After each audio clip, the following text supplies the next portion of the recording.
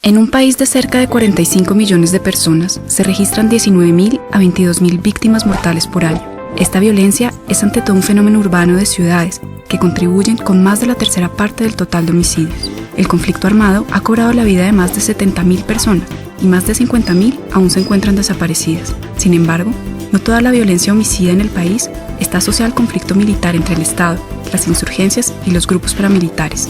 En una comparación de las cifras oficiales de homicidio, se concluye que la proporción de muertes asociadas al conflicto armado entre el total de homicidios registrados es del 11% en los datos de la Policía Nacional y del 13% en medicina legal. El conflicto armado ha sido importante en el país y un determinante en nuestra violencia, pero no es la única causa de muertes. Nos hemos aprendido a matar por riñas, venganzas, violencia intrafamiliar y muchas veces por estados alterados de conciencia. No obstante esta aclaración, nos centraremos principalmente en la violencia directamente asociada al conflicto. CERAC ha construido una periodización o clasificación de los últimos 23 años de conflicto armado, los cuales son divididos en 4 grandes periodos de acuerdo a los eventos de conflicto, a la forma de accionar de los grupos armados y la afectación a civiles. Ajuste. Una época de alta violencia del narcotráfico, pero baja en confrontaciones entre los grupos en conflicto. Se genera un pacto de paz a través de la Asamblea Nacional Constituyente y la nueva Constitución de 1991. Hay diálogos y amnistías de guerrillas pequeñas. Las FARC y el ELN se apartan de procesos de paz reconfigurando su lucha armada. En diciembre de 1990, el Estado ataca las bases de varios de estos líderes subversivos y en 1991 hay ofensiva y contraofensiva de todos los grupos en contienda. Estancamiento. Fue una época de relativa calma en términos militares. Las FARC se reacondicionan. El cambio de financiación puso a su disposición mayores recursos provenientes de la producción de coca. Su expansión territorial se da en función de la búsqueda de recursos.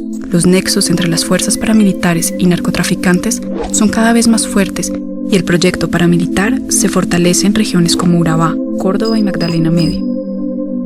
Recrudecimiento. Mientras las guerrillas atacaban a las fuerzas estatales, los paramilitares atacaban a la población civil. Fue la época de mayor afectación a la población desarmada. El número de civiles muertos superaba a los combatientes muertos de grupos armados.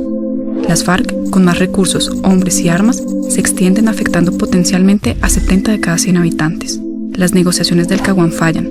Por un lado, el gobierno de Pastrana con el Plan Colombia, y por el otro las FARC y su búsqueda de fortalecimiento y expansión militar, financiada por la coca, el secuestro y la extorsión. Se presenta una mayor expansión paramilitar impulsada por la estrategia de quitarle el agua al pez, como la llamaba su líder Carlos Castaño. El 97% de sus acciones se centraron en quitar cualquier apoyo y logística de las guerrillas en la población, generando terror, masacres y desplazamientos masivos. Reacomodamiento. En el gobierno de Pastrana, las fuerzas militares se fortalecen, modernizan y cambian su modo de operar y trabajar. El gobierno de Álvaro Uribe consolida este proceso y le inyecta más recursos a la fuerza pública a través de su política de seguridad democrática. Las fuerzas estatales combaten efectivamente a las FARC, llevándolas a márgenes periféricos, tanto geográficos como económicos. Se dan fuertes golpes estratégicos para derrotar a la guerrilla, pero es evidente también la capacidad de la guerrilla para oponer resistencia. Se consolida la presencia estatal, buscando estrechar lazos con la población civil. El lado oscuro de esta consolidación son los llamados falsos positivos. La transformación ocurrida de la violencia es fundamental debido al proceso de desarme, desmovilización y reintegración.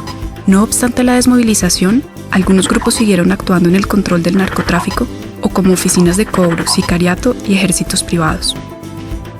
Es importante resaltar que Colombia ha tenido un conflicto interno o guerra civil durante más de 45 años y que hoy hay una consolidación del Estado importante, no solo en términos militares, sino en la consolidación de iniciativas, posturas gubernamentales y políticas públicas que generan esperanza sobre cambios importantes.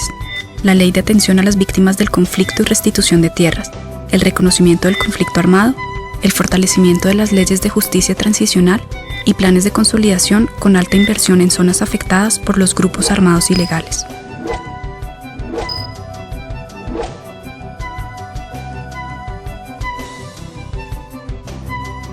Se abre así una oportunidad para que, por un lado, las guerrillas comprendan que la lucha armada es obsoleta y que es por las vías democráticas que se logran los ajustes estructurales de un país. Y por otro lado, Que el Estado trabaje sobre las causas que generaron el conflicto original, sean exitosos en una prevención efectiva del reclutamiento y se consolide sobre una estricta vigilancia de los derechos humanos.